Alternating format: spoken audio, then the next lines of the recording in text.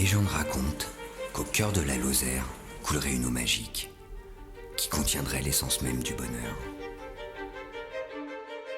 Sa source se tiendrait bien protégée, loin du regard des hommes, dans les entrailles de la terre.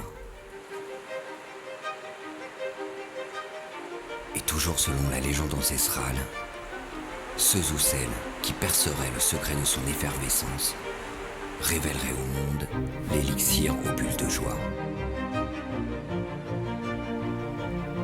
Une boisson magique qui apporterait gaieté et longue vie à quiconque la boirait.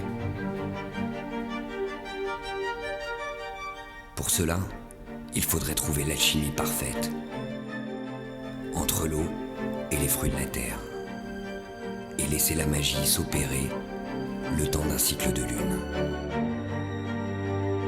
Mais cette légende, comme bien d'autres, sombra dans l'oubli et la source magique garda son secret jusqu'à ce jour.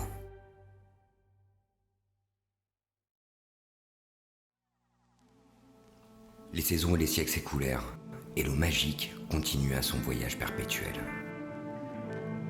Un heureux hasard a voulu qu'une poignée d'alchimistes farfelus s'employât à la fabrication d'une multitude de breuvages, en puisant, sans le savoir, leur matière première dans le cours d'eau naissant de la source. Durant plusieurs années, ils brassèrent avec succès, et l'on se pressait pour découvrir leurs breuvages, aux propriétés si particulières. La petite troupe de brasseurs avait acquis la conviction que c'était bien l'eau qui renfermait un pouvoir surnaturel. Ils décidèrent alors de capter la quintessence de la source en remontant à ses origines les plus profondes.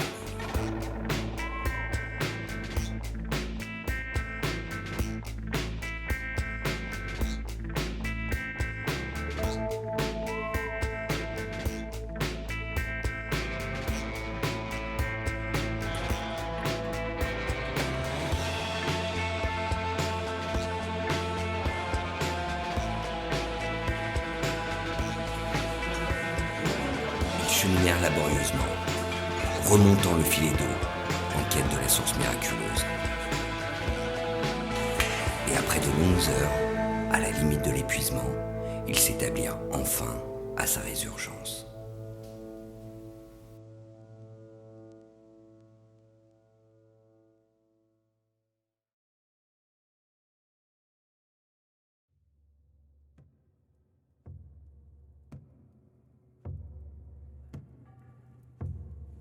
Armés de chaudrons et de leurs outils d'alchimistes, ils réinventèrent les recettes ancestrales. Et forts de leurs expériences, ils se mirent enfin à l'ouvrage, réveillant progressivement et innocemment cette légende endormie. Pour cela, il fallait honorer les 4 éléments en reproduisant les gestes millénaires des anciens. D'abord et toujours l'eau.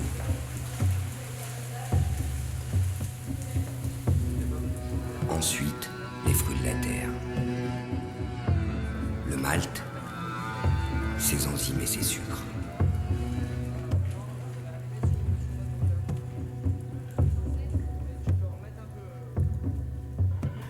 Puis le feu, des températures précises. Une attention minutieuse.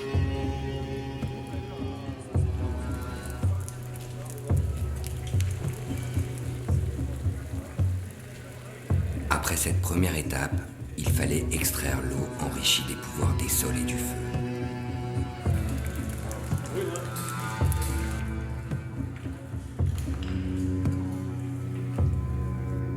Et pour exalter ce pouvoir, vint l'infusion du houblon.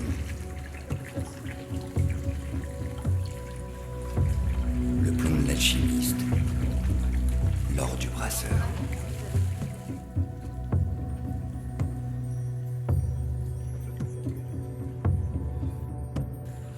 Ouais, on va le fourquer un peu, ouais. Fourque le don.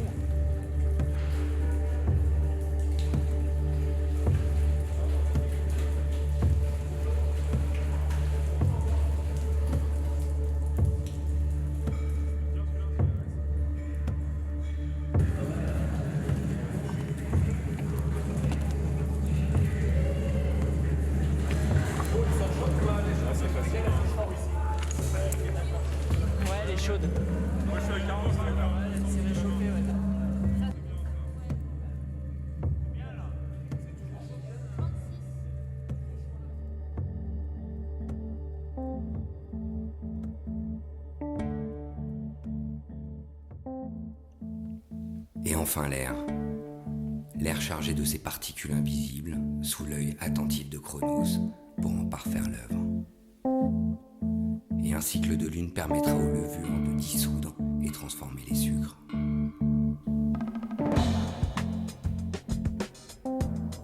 Les alchimistes ingénus, en réunissant les 4 éléments primordiaux, allaient bientôt ramener à la vie la légende assoupie.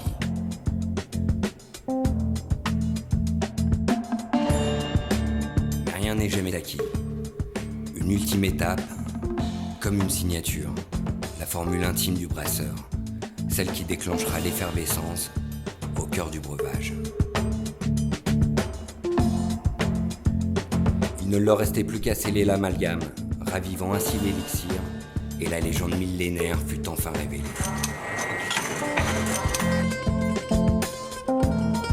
Les bulles de joie pouvaient alors déferler pour égayer le monde. La souterraine était née.